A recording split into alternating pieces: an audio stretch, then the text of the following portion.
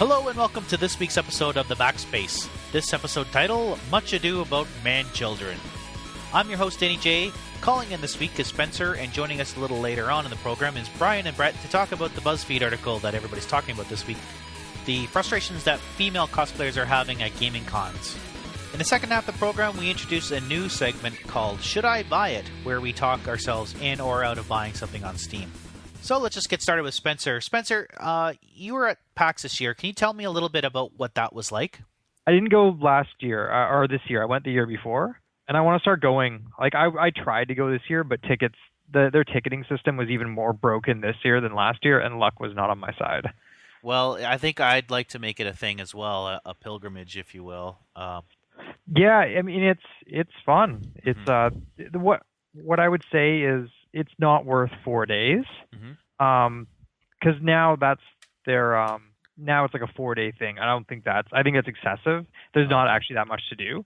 But the year I was there, the most fun stuff was not at the convention itself. It was going on around the convention. Like Squaresoft rented out a theater a block away, and it was like this cool underground, like literally like you took an elevator down 3 floors into like this subterranean like old Seattle basement thing. Oh, cool. And they had a bunch of living rooms set up, like fake living rooms, but they were period correct. So they had like Final Fantasy 1, 2, and 3, so on NES, Famicom, and they had these old vintage CRTs with like wood paneling, and like the furniture was all period correct, all the 70s furniture and 70s couches, and you could sit around playing the old Final Fantasy games. That's and then awesome. They had Super Nintendo ones in like a 90s setting, and then the PlayStation ones in a later 90s setting. So it was really cool the way they set that up. Very cool. And they had like DJs and a dance floor, and they were serving drinks, and so things like that. I found the convention floor, it's a convention floor. It's sort of turned into like a mini E3, and that it's just, big companies showing off their stuff. But there's an indie game section, which is really cool. Had a huge amount of fun there. I got to talk with like Brendan Chung for a while, the guy who did Gravity Bone and Flotilla. He's done a bunch of like smaller kind of artsy games, but it was really great talking to him because Gravity Bone was super cool. And there was a lot of really cool indie devs there. They were just fun to hang and talk with because they were really excited about showing you their games. It's like, I made this, come sit down. Whereas everywhere else, it was like they'd hired booth babes or whatever. And they wanted to show you their quote unquote show you their game. They're just like, here is game. I got paid money to show it to you. Brian here. I'm gonna bring him in right now. Okay. Is that Brian? That's me. Hey, how you doing, man? I'm eating chicken. You're eating chicken? Yeah. It sounds delicious. This stuff is crazy, man. Chicken's crazy. Reddit is going nuts with this stuff right now. So you were just talking about the Total Biscuit copyright strike. Yeah. So, some guy that he gave an unfavorable WTF is review. Yeah. Basically executed a copyright strike on his video and his video alone. Wow. Because it was a negative review. No, it was pretty brutal. But it was well deserved. Like, it wasn't like he was coming out of left field with this shit. No, it's a terrible game.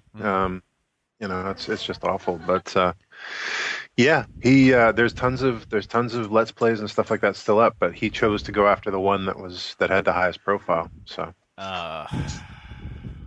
And this guy has been accused in the past of gaming the Kickstarter system as well. Yeah. His game got started on Kickstarter, and the next day there was a $10,000 donation from him that disappeared after a week. Yeah. So to make it look like it was going to be it's going to be a huge success. And so that's why people were then bidding on it. Now, let's just go back a bit here. So the game is it's from Canada. I forget the name of the studio off the top of my head. Company is called Wild Games. Wild Games. That's it. Just a shitty game, and Total Biscuit gave it a well-deserved review. And this was broken. This was a release game. This wasn't in beta or anything. It went through the green light system. Huh. Yeah. That's brutal. And so YouTube just took it down automatically because it's an automated system. Robots. It's an automated system. Their DMCA takedown is not monitored. Like it's sort of a guilty until proven innocent system. And it has to. I mean, it's fucking YouTube. They get like millions of videos uploaded a day, so there's only so much they can do. Mm-hmm. Yeah, granted.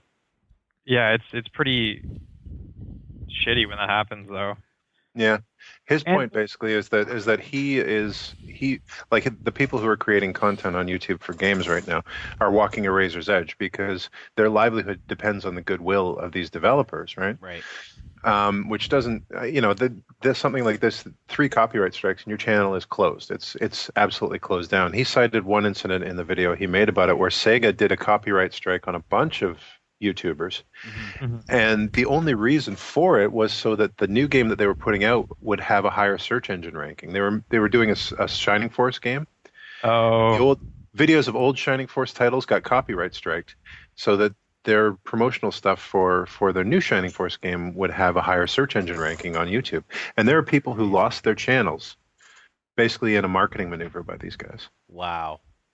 And that seems like the kind of short-sighted shit that marketing people do anyway. Yeah. But if you look at there's some companies that are really smart about it, because I don't think Minecraft would have gotten the traction it got without the YouTube. Oh, absolutely not. Yeah, absolutely not. Even Eagle Dynamics, the guys who did like DCS A10C, which is like this super hardcore inaccessible sim. But when you get someone like Giant Bomb doing a video of them fucking around in it, and then all of a sudden they jump in their Steam rankings to like the number 5 sold game. And this is a game that has a fucking 400-page manual that you pretty much have to know front to back to fly that stupid plane. That's pretty awesome. So as a side note, did you see that DCS A10 simulator quick look that they did on Giant Bomb? Oh, it was amazing. It was one of the funniest things I've ever seen. I haven't seen that one. I seen their is that the helicopter one? No, it's an A10. It's an A10 simulator. Okay. At one point, they rev the engines up so high that the engines explode and they basically blow up before they actually have traveled so much as a foot.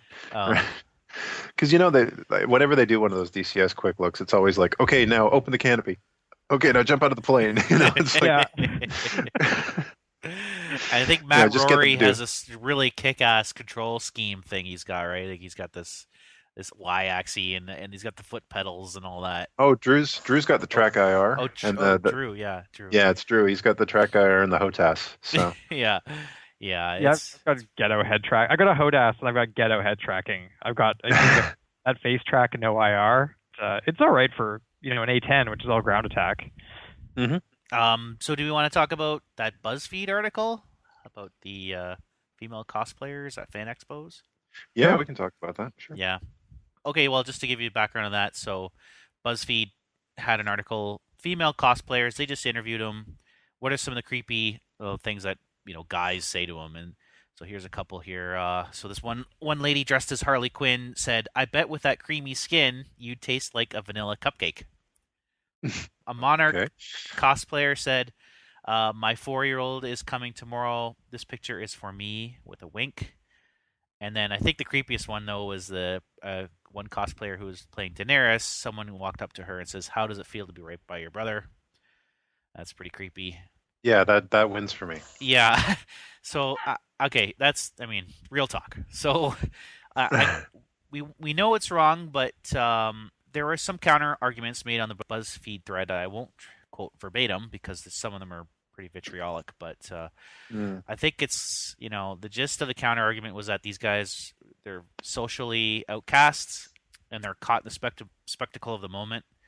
And their argument is, well, it is the way it is, and cosplayers should just accept it. Is there a solution? Okay. Do women just have to accept it? Well, anything that comes out that kind of exposes how emotionally stunted and misogynist these kind of geek subcultures can be always makes me cringe. Mm-hmm. It really, it's like that whole thing with the fighting game tournaments where there was that guy going on about the rape thing.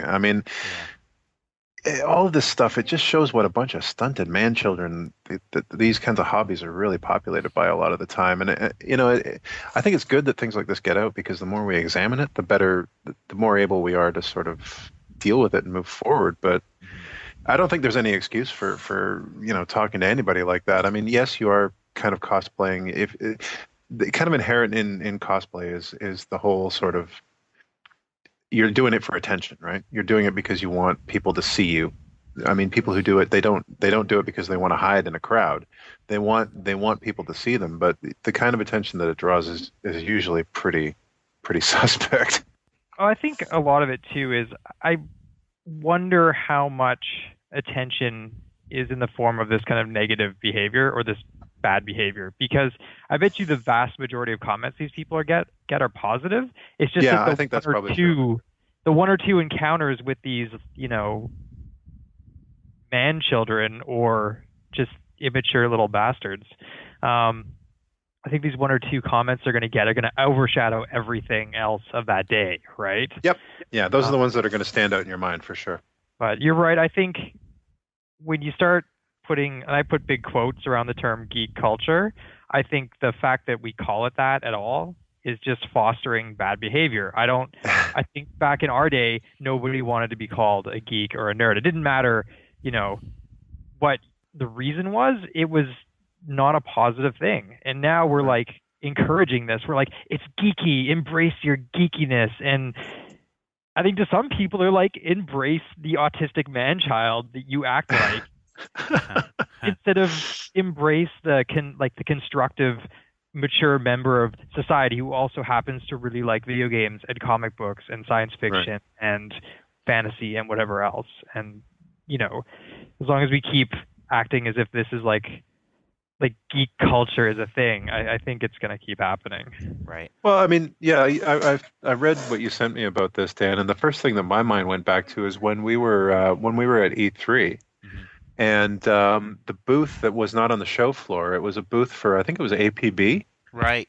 The women were basically not wearing any clothes at all. I mean, it was ridiculous. And, you get in the show floor and the women who were doing like the booth babes who were doing the whole thing for the role-playing games and stuff like that, they just had this kind of tired, world-weary expression on their face every time you even looked at them. It was just... I don't know. Maybe Spencer's right. Maybe it's something about the sort of con environment that kind of encourages people to be a little more, be a little less courteous or respectful of others or something like that. And maybe when you get a lot of these kinds of people together, people, guys will egg each other on and stuff like that and say stupid things that they would ordinarily never say to a woman in their lives. I mean, if they even talk to women. So yeah. And that's sort of what the BuzzFeed were saying, that these people don't normally talk to women, and that was almost like it was giving them a license to say these things. Well, yeah, it's like I wouldn't normally do this, so if I'm going to do it, I better make my mark, right? Right. Go big, I guess, right? Yeah, exactly. I mean, I don't know. I can understand in cons and stuff like that. You tend to leave your common sense at the door when you start seeing all this weird stuff going on around you, and it's kind of the environment. But I gotta believe that at some point, that people would act with a little more respect towards other human beings. Right. In an ideal world, right? In an ideal world. So I mean, I think talking about it is the right direction. But we got to be careful. Like, we don't want to ostracize to the point of creating a pillory situation. Obviously, but calling attention to it as a negative behavior, I think is probably the right way to go. Right. Yeah. We're trying to move our society to Roddenberry, universe, at least in a sense. So I mean, right. We should be able to use some of the tools, the technology we have now. Is there a way we can do that? I don't know. Some kind physical of violence. Remote control laser system that zaps people who make sexist comments at cons. Or something. I don't know. That goes back to putting a neck collar on people. But can we do it digitally? I don't know. There's got to be a way. There has to be. I don't think there's a technological answer for this. This is an educational thing. This is adjusting people's attitudes towards this kind of thing. And there's always going to be stupid people. You can't societally correct for stupid people a lot of the time. It's people are going to do dumb things, and even smart people are going to do dumb things sometimes. I think as long as we hold that up as a negative behavior, I don't think there's really anything more to say on the matter. Right. Yeah. I think Brian's got a point. Is that there's going to be idiots in every crowd. I just think, again, the con crowd seems to have a level of immaturity that you do not see when you go to a professional convention or a swap meet. you tend not to see this, but for some reason, cons are there's a level of immaturity when you go to them. It doesn't matter if it's a comic convention or a video game convention that you don't see anywhere else. And I almost, it's funny because when I go, I don't care about the cosplayers at all. Like, they're not the reason I go to a comic convention. I go to a comic convention to browse through dusty bins of comics that find some sweet back issues. Exactly. Or find some merch, or just see some content. Meet the people. Yeah, meet the people who create it. Yeah. But yeah, I almost see them as not detrimental. I don't see them as an attraction. I'm just like, okay. Yeah. The community cons are a very different animal from industry cons, though, because I mean, community cons are very much events. Those are things that people have bought their tickets for in advance. They made their hotel reservations for. They've spent weeks and weeks and weeks probably thinking, oh, it's going to be so great. It's going to be so great, building it up in their head. And it becomes kind of an event mentality where people go there and they may do things that they wouldn't ordinarily do, you know. Mm-hmm. And I think that's where it sort of enters into it. If it's an industry convention, if you're just going to some, you know, new database solution or something like that, you're not going to get that stupid while you're on the convention floor. I mean, that's saved for later, obviously, but and that town is basically that kind of mentality encapsulated in one city. Like, everybody comes there for like 3 or 4 days or a week or whatever, and they're like, I'm going to squeeze absolutely the most out of this that I possibly can. I'm going to have so much fun, and who cares who I inconvenience in the meantime, right? We got Brett coming in. I'm just gonna conference him in here. I'm sure. Okay. He's in the call according to my list here. Microsoft's not very good at intuitive design language because dots blinking does not indicate ringing. It should be a little phone like jiggling around. Just, that you know, would make like more sense. in the cartoons when the phones jingle, like the handset like bounces around, lifts off as if magic. Yeah. You know what? I want a handset that actually does that now. Yeah. So there's $1 million idea to any of you guys who wants to kickstart that. Well, you could do it like those. You could do it like those handsets that you plug into your cell phone now. Only you'd have to put in like a rumble pack. That would actually be pretty cool. Like for GoldenEye. Yeah. Yeah. Just a plug in rumble pack kind of thing. Brett, are you there, Brett? I'm here. You finally find the little pop-up button that allows you to answer the call. I answered the call. It put me in some other weird call. Yeah. Weird. I'm blaming you guys. The internet is weird. It's weird. Yeah, the internet. I'm going to blame the internet. I blame the internet for fucking every ill of this society right now. Most of my job, I would not have a job if I didn't blame the internet. It's the internet. What are you going to do? Oh, they didn't put the right account information on for you? Oh, it's the internet again. Shrug and go, internet. Brett, we were talking about cosplayers, female cosplayers at cons, and basically we come to the realization that Manchildren are idiots. That is, well, true. I mean, geez. What else? They become crazy people when they go to those conventions. Yeah, so I mean, did you read that article I sent you? I looked through it. I hadn't had a chance to fully read it. Yeah, internet. So it's okay. I read the synopsis, and then I had this thing called work, and I forgot to do anything further than that. I didn't do my homework. That's okay. Give us your Cole's notes. Connect the dots for us, Brett. I'm supposed to solve the problem? Yeah. Tonight. Brett, you're in charge. You've been granted a commission and funding do what I want from the government. And I can do whatever I want? They're all dead now. There we go. Problem solved. Yeah. God, that's horrifying. It's an excellent solution, sir. It's an excellent solution. Might I add one note of caution? The crime of murder does seem to me to be somewhat more severe than the crime of, objectifying a woman. A little bit, but if you're gonna do something, go overkill. See, we were saying that was part of the problem. Is like, yeah, you've got these sweaty basement dwelling neckbeards who are just like, I'm gonna talk to this girl and I'm gonna leave a mark. I didn't mean it that way. When you say it that way, it sounds all dirty. It sounds creepy. No, I think it's the first chance. Like neckbeards or not? I think it's basically some of these guys. They might say stupid things, and then there's the other guys who are actually honestly, they're like, "Wow, a girl who likes things that I could possibly like," and of course, they have no human interaction skills whatsoever, and they basically walk up and they're like, Mhm. What do you think the girls are going to do? Kind of freak out a little bit? I would. So I do we might. punish them? Do we punish those people? Do we put a neck brace on them, like a neck collar that zaps them? Cone of shame. Cone of shame. Yeah. That was my It worked solution. for Doug, but I don't know if you can do that to human beings. I don't know. Just maybe tell them it's time to realize it's to not be so freaky. I don't know. I don't have an answer. I think we've kind of beat this to a dead horse here. Yeah. Don't be a jerk. Don't be a jerk. Don't be a jerk. You know? Start being a productive member of society. You can still like all the cool shit that you like. You can still play video games, but don't let that define you as a human being. And, don't wrap your identity up in this notion of being a nerd, because it's just going to lead to you being a sweaty, disgusting basement dweller for the rest of your life. And everyone will hate you forever. Yeah. Like, just don't do it. It's gross. And, when you see a lot of these kids, like, they're embracing this whole nerd culture thing, and I don't think they've had the persecution threshold to even call themselves that, because I feel like you have to have gotten beaten up for being a nerd a few times before you could use that word, because that's our word, motherfucker.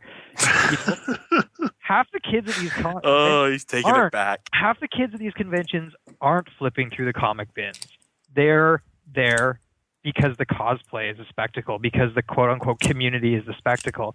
They're not there to talk with the content creators or, like, relish in the things that these conventions originally were for. Like, they're effectively a comic convention is a swap meet, like a big swap. At least that's what it originally was before they became the circus that they are now.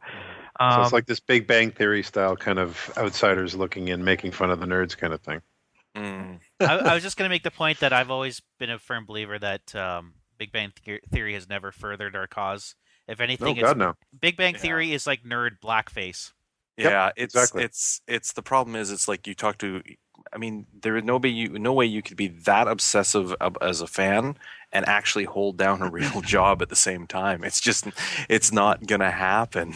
There's only one TV series that I've ever been able to actually qualify as geek FUBU, and that's Spaced.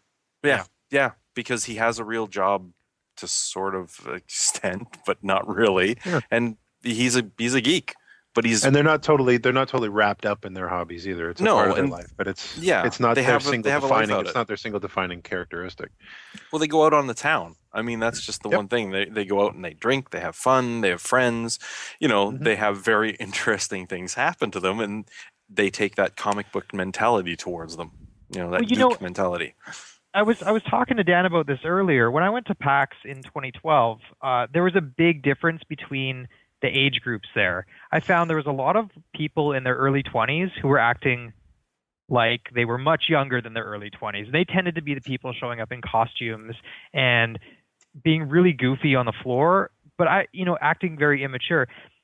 And they were the kinds of people who are gravitating more towards the events that were all ages, right? Whereas the people that were in the bars, because there were a lot of events in all the bars around the convention in downtown Seattle, like the Syndicate, the guys who published Syndicate and Kotaku threw like an open bar at one point, and it was all people our age, and it was like a much more mature crowd, and it was a lot more fun, I found personally, than the rest of the convention. All these things on the outside that were kind of tailored to a bit of an older crowd, a bit more mature of a crowd, and you did not see any of that like neckbeard basement dweller behavior at those events, whereas it was all over the floor. Like the kind of socially awkward, weird, like I'm embracing this thing just wasn't at the outside events as much as you saw it at the panels and at the on the actual floor of that show or that convention. So it was really interesting to see that divide between the two age groups.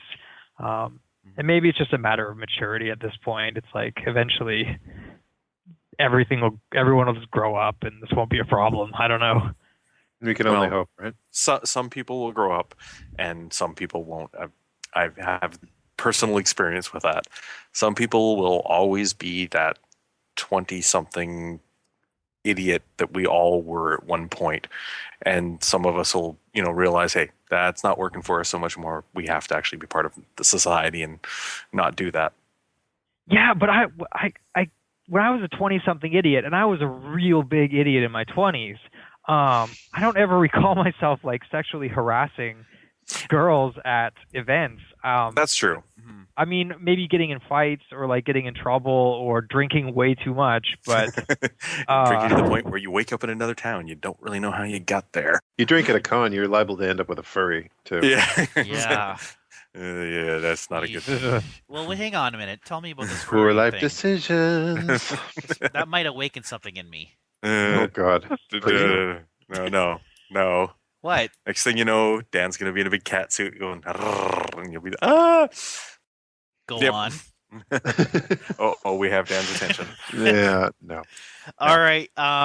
So I think we're going to move on to the next segment of our show called "Should I Buy It?" no, you really shouldn't.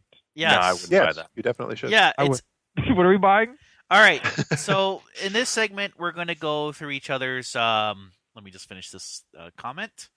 We're going to go through each other's Steam lists and see games that we don't have on our current game list. See if it's worth buying. And the other person is going to convince us whether we should or should not get it. I think Okay. a fun activity or not.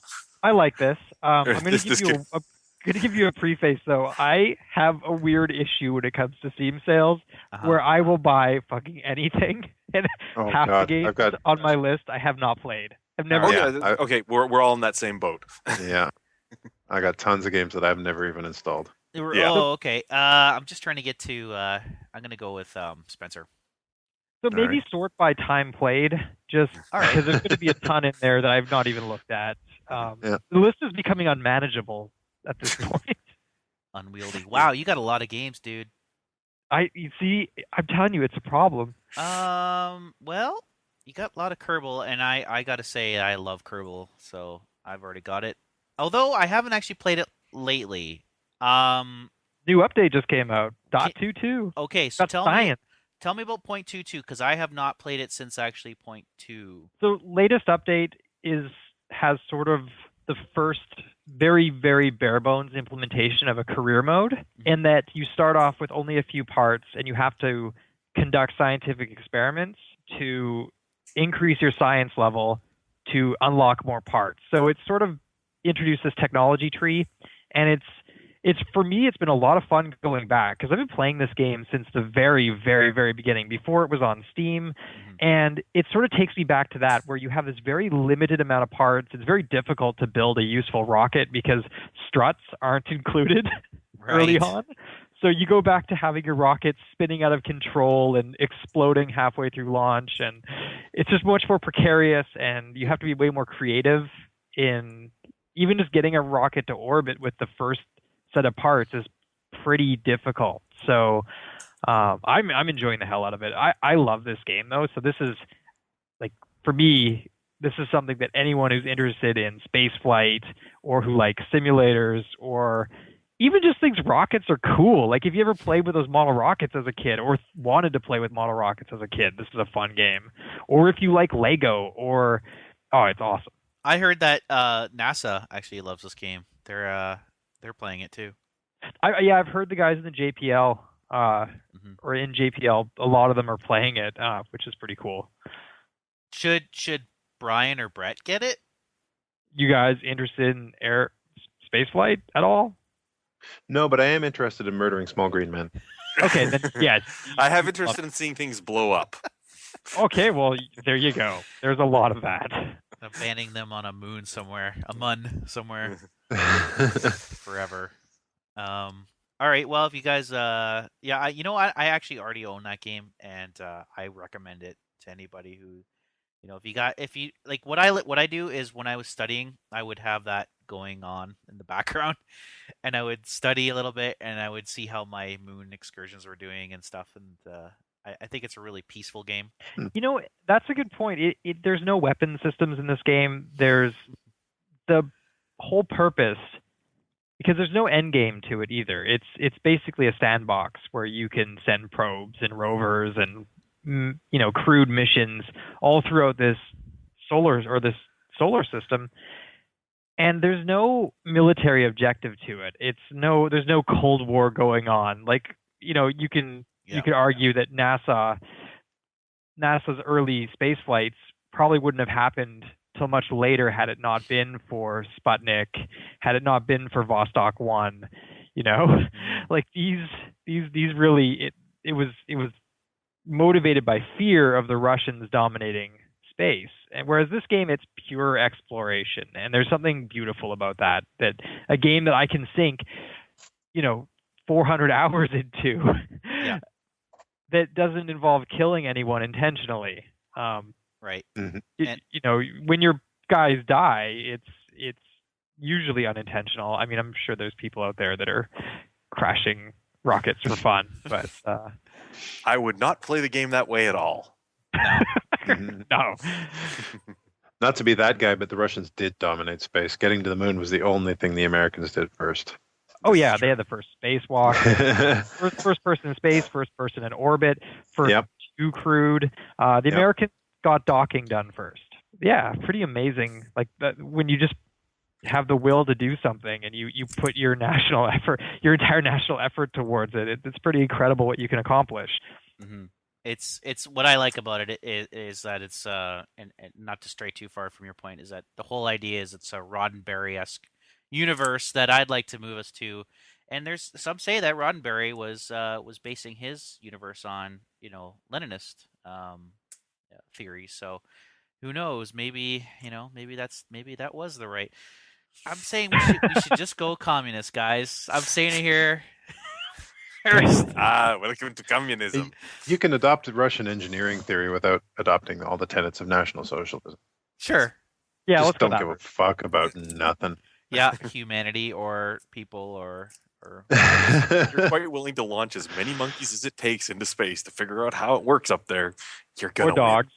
Or dogs, yeah. Yeah. Well, I remember hearing this one story about there was I think at this point it's gotten to be a conspiracy theory, but there was one Russian cosmonaut who was supposedly lost in space on a failed moonshot, and they were talking about how it was like if this actually happened, he would be just exiting our solar system. I think it was a couple of years ago, 3 or 4 years ago, and they were like he would be the first human being to exit the solar system right about now. First human corpse to exit. Permanent corpse. Yeah. Yeah.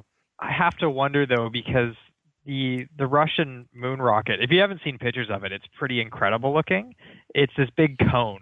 It looks like a giant cone, and that's the one thing.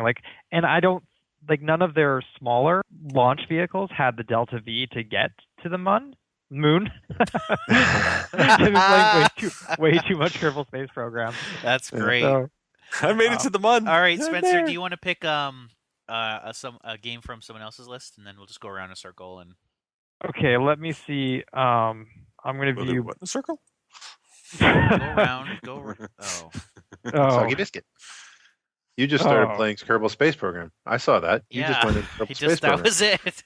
Oh, he's playing it right now. He's like, fuck you guys, I'm out of here. I've had it running the whole time, actually. I was playing right before Dan called me. Okay, Brian. I don't even want to look at Dan's list. It's scary. What do you mean? Yeah. Chivalry. I've heard about this. I've seen some videos of it. How is it? Should I pick it up? Yeah, Chivalry is a blast, actually. It's basically a first-person melee combat simulator, team-based deathmatch, and objective-based gameplay modes. It's a lot of fun. It's the first game that I've played that really captures that kind of ponderous feel of medieval melee combat. When you swing a sword at somebody in this game, you really know that you've swung a sword at them, and you better hit them. Yeah, exactly. It's a lot of fun. Getting into it at this point, though, I don't know. There's a lot of people who are. It's typical multiplayer game type of thing. There are a lot of people who are really good at that game and spend an awful lot of time playing it. And I've had matches where I've just been abjectly frustrated by some guy who snipes my head off with a bow every time I poke my nose out into a open area. But I've had other games where I've get in with a good group of people and everybody embraces the kind of silliness of the whole thing. Like just to give you an idea of what kind of game you're dealing with here, there's a button for war cry in that game. Yeah. And you can basically just run screaming into like this massive fray, screaming your head off. And I always say if you're not war crying at all times, you're playing the game wrong.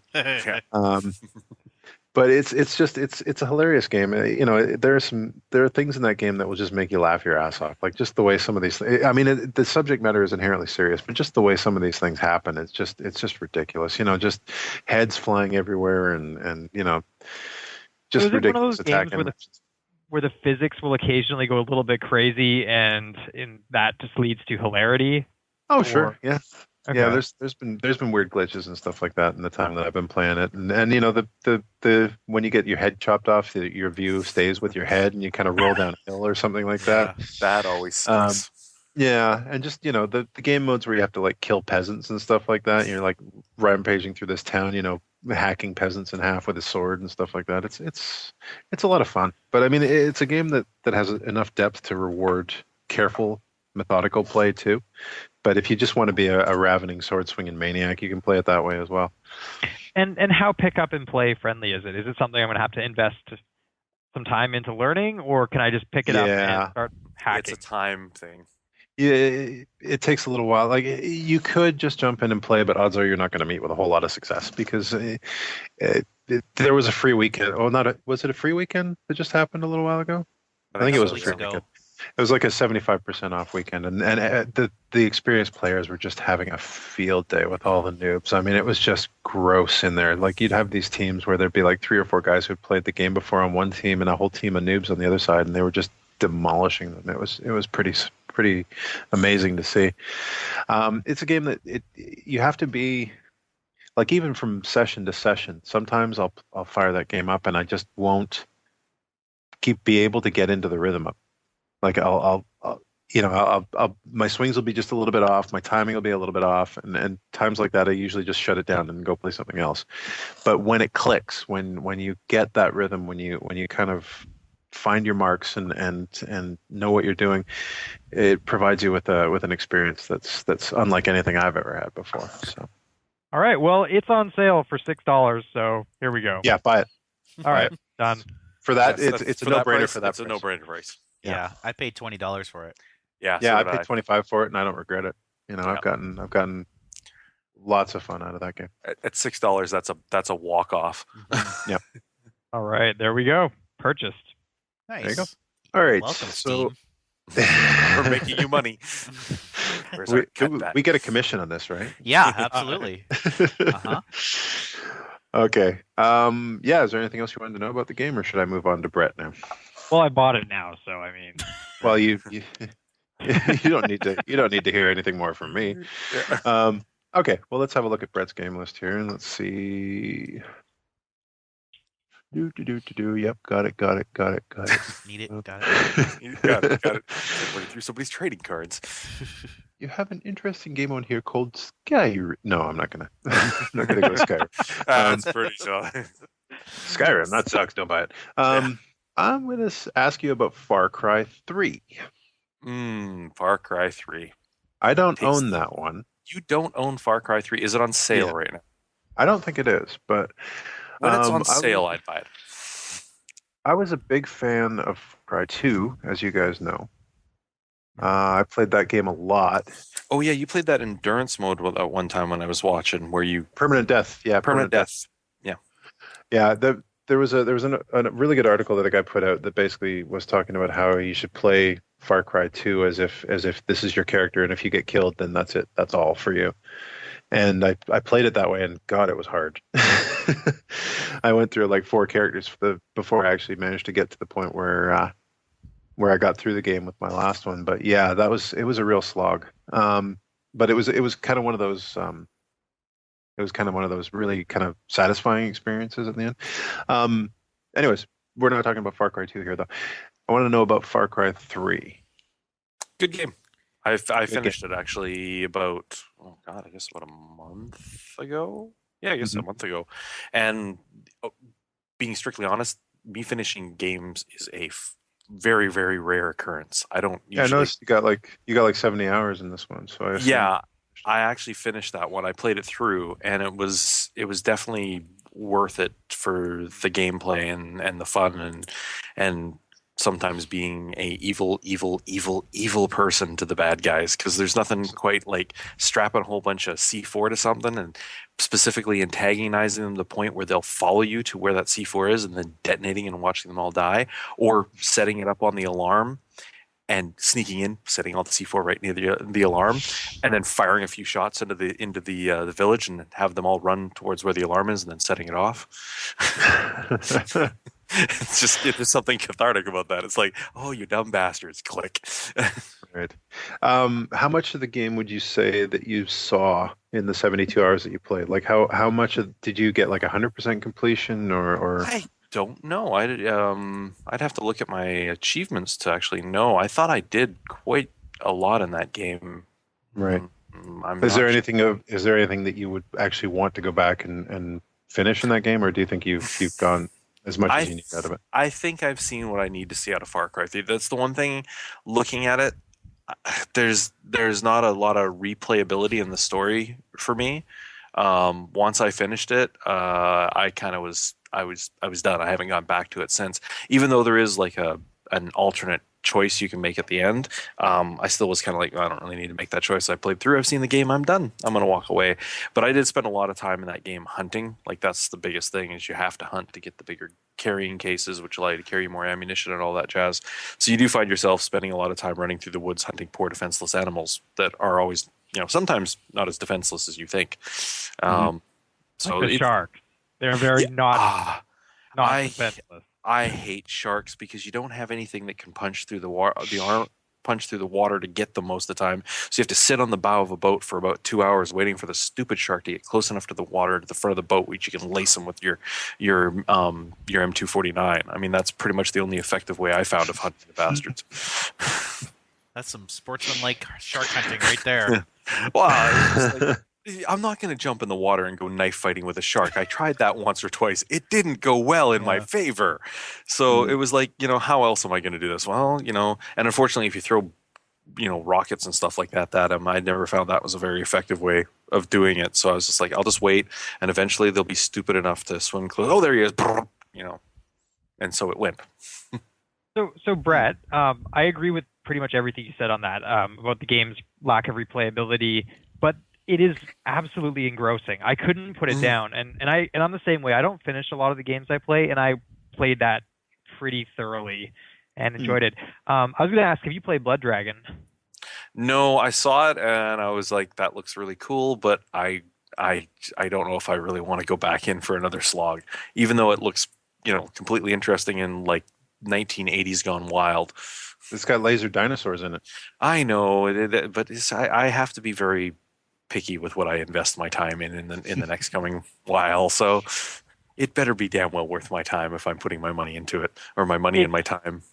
It's short and sweet. It's a very short, condensed. It's like all the fun things about Far Cry, without any of the tedious hunting or item collection.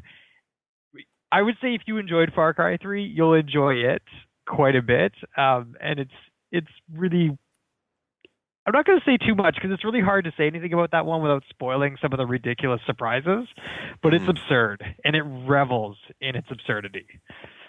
Well, it might be on my list, but like I said, I don't know if I'm going to have the time. I might when it's really cheap one day, just because it's Steam and that's what I do. That's only the price of a cup of coffee. I'll buy that. There's a co-op pack for that, a High Tides DLC pack or something like that. Have you tried any of that, or? High Tides? Is that an expansion for it? Yeah, it's a co-op story apparently. I never really looked at that. Didn't even realize it was there. Okay. Anyways, yep, that's about it. That's about all I need to hear. So now I'm supposed to look at somebody else's games here. Dan's games, aren't I? Yeah. Yep. Look at my recent stuff, actually. Games. All. And among them, there are lots. Playtime. I think does it automatic sort by playtime? Yeah, it looks like it does. I think by default, yeah. Yeah. I would prefer if you went to recently played. There's only like 4 things on there. Yeah, I know. He doesn't want to see that you put 600 hours into. No, actually, I looked at his Let's games. see. He doesn't have anything that he's put that much time into. No. The only thing close is Rift. Yeah, Dan, we call him ADD Dan for a reason. Because literally, it's 100 hours is a lot for him. Congratulations. Thank you. Once you get up over 300 hours in one game, call me. Yeah, Yeah. yeah, exactly. Well, what's Wolf Among Us like there, Dan? Wolf Among Us. Glad you Tell me asked about about it. that one. So that's a new Telltale joint. So that was it's the episodic sort of games that Telltale is known for. So I played through episode one. It took me about 2.5 hours to get through that story. It's set in a sort of film noirish fantasy realm, but modern day.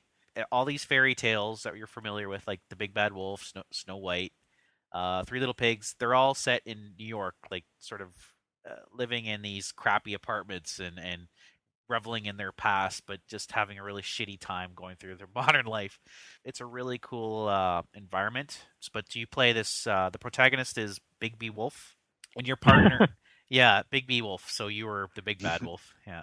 And your partner is Colin, one of the three pigs that keeps reminding you of your past and guilting you into like letting him crash on your couch. It's kind of funny. So he's the sheriff of the new fairy tale land, and then of course there's a mystery to be solved, a murder mystery, and a lot of it is point and click. So, and also answering questions that the characters around you ask you, and of course you if you don't want to respond, that's also a perfectly acceptable response. So I played the strong silent type, sort of a warm-hearted but gruff exterior kind of guy. So yeah, I really enjoyed it. I would actually highly recommend it. Right now it's $22. It gets you the seasons pass. That gets you access to all five episodes, and then you get the bonus DVD when it's all over. So yeah, I think I know who did it already. So we'll see. Is it fairly similar to Walking Dead then, Yeah, gameplay wise? very similar. The responses. The only thing that's a little different is you can choose not to answer a question or respond, which is it kind of sets people off a little bit or puts them on edge. It's a different tactic you can use as a sheriff, and it's kind of neat to talk to fairy tales as they're in sort of a modern setting. There's like Humpty Dumpty and Belle and Beauty and the Beast, and they're having marital spats. It's interesting. Yeah, I'd recommend it for sure. Cool. I want to add one more thing on here because I saw that there was a game that I've been sort of thinking about buying that Spencer's actually picked up, the Stanley Parable. Stanley Parable. Yeah. Yes. Wait. I bought that? Did you buy Isn't it? that what? No, wait, maybe that wasn't. Was that on yours? Hang on. Oh Okay. no, never mind. I went to somebody else's profile. Sorry, that was Okay, somebody else. you know what though? I have played the original Stanley Parable, which is a freeware game, and I would highly recommend grabbing it. It's fairly short and sweet. If you ever played something like Gravity Bone or 30 Flights of Loving, it's kind of similar in that it's telling a story through a first person perspective, Or and you're kind of just Esther or along something for the like that. ride. Yeah. Well, it's almost like you're along for the ride because there's only so many things you can do, and it's just Right. making different path choices every time you do it. It's really hard to explain the Stanley Parable, at least the original, without spoiling it. But I'm looking. Right. I didn't realize they made a new one, and I am going to buy that right now. I think I might get that one because too. I really, really enjoyed the first one. So thank you for informing me that this is a thing. Oh, no problem. No, just as a side note too, the person whose profile I went to instead of yours accidentally, I looked at their games list and they have 3,600 hours played on Team Fortress 2. Whoa. That's a lot of hours. That's 150 days, right? Or no, is that 15 days?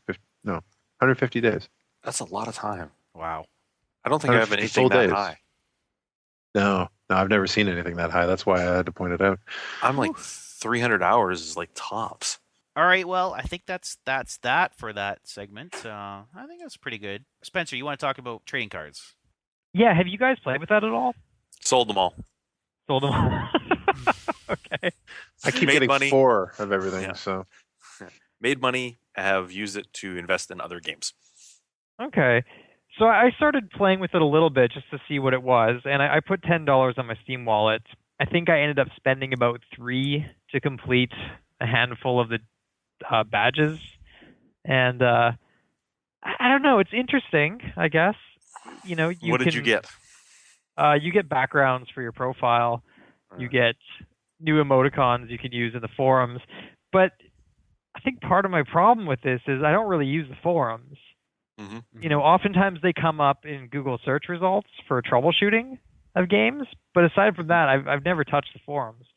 And B, I almost feel like Steam wants this to be a little bit more social networky. You got your public profile, and they're even pushing you towards setting up that public profile. Like if you want to be a Steambox beta tester, they're like, make your profile public, in addition to checking out the big picture mode. So I don't see the value in it. I could see it being a neat sort of meta game on top of the whole Steam experience, but I think they need to give you more card drops because I don't think people want to play this. Like for me, my Steam list is 10 people, so I don't have that many people to trade with.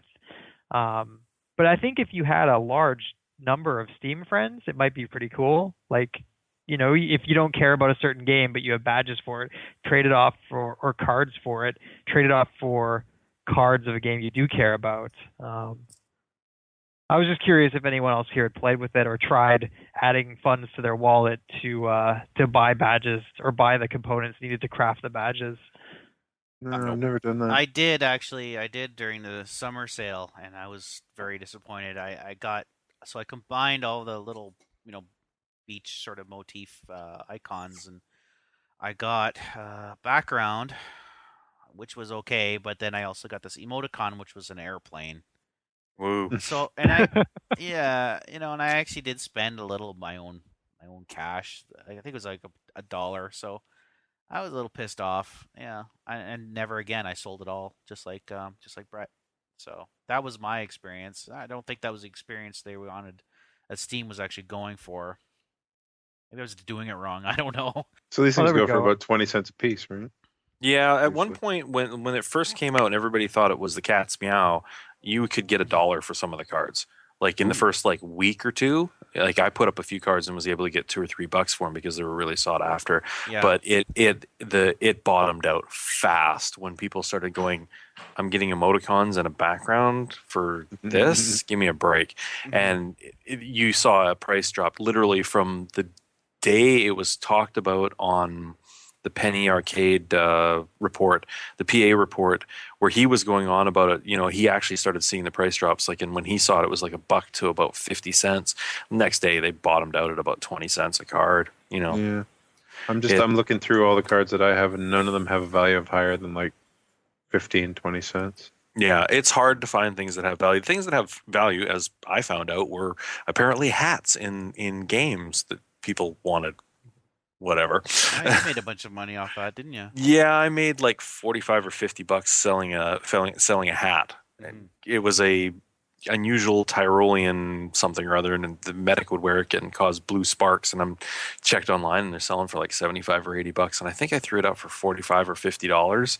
And I was like, if somebody buys it, great. And the next day, I logged into my account. You have a $50 credit on your account. I literally did a happy dance. I was like, fine. I got a free game. I got a few free games out of that, so it's totally worth it. Was that a purely cosmetic item? Yes, purely cosmetic. Had no effect on the game whatsoever. Just caused blue sparkles. That's pretty much about it. Wow. Amazing. Weird world we live in. Yeah, really. On a free game. As Brian mentioned last week. Yep. Yeah. That game actually has made me money.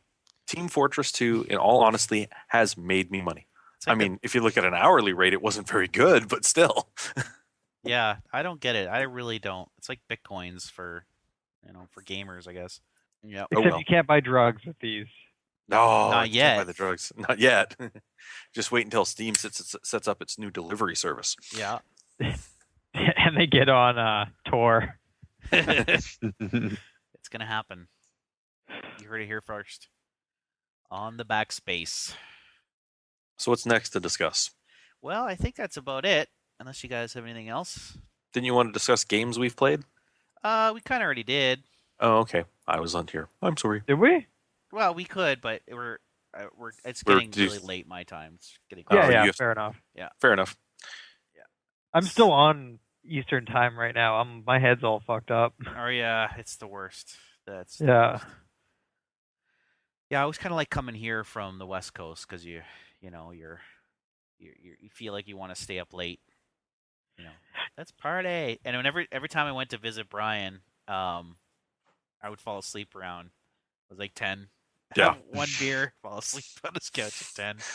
You fall asleep in the chair too, and then you farted yourself awake, which caused us both to laugh didn't quite. happen. Yes, it did. No.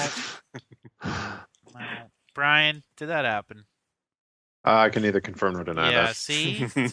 All I can really confirm is a red stain. That's your poor people who bought that house after you. You put those two things together, and that's You shouldn't. Yeah. Yeah, that's we should be clear here for people who are listening. No, let's leave The red it stain purposely- was red wine.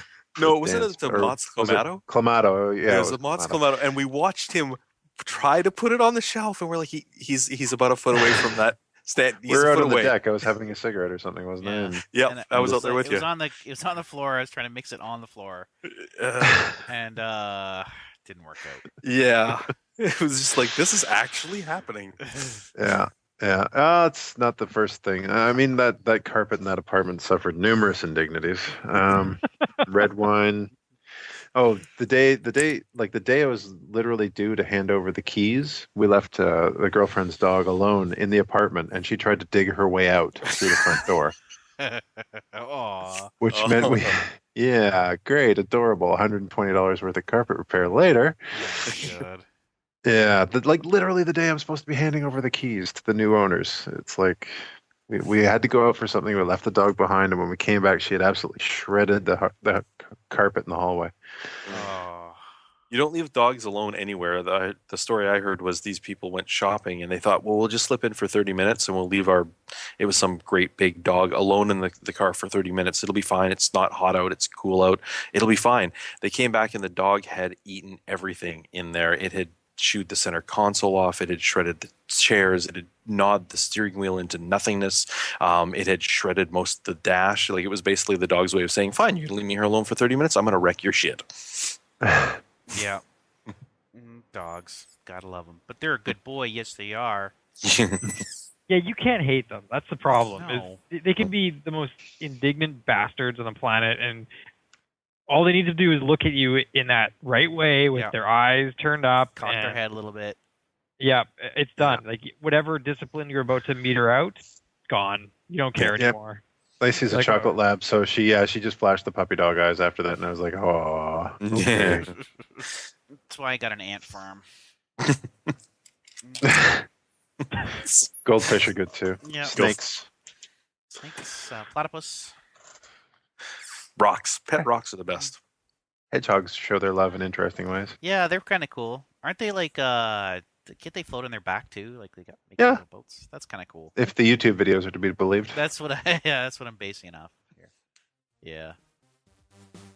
All right, well, that's the show. But thanks, guys. Appreciate it.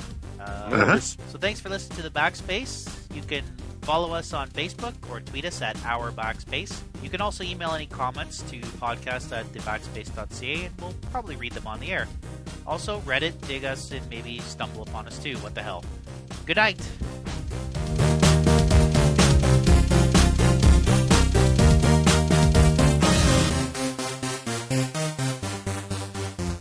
You got two different Skype calls going on right now? Must be.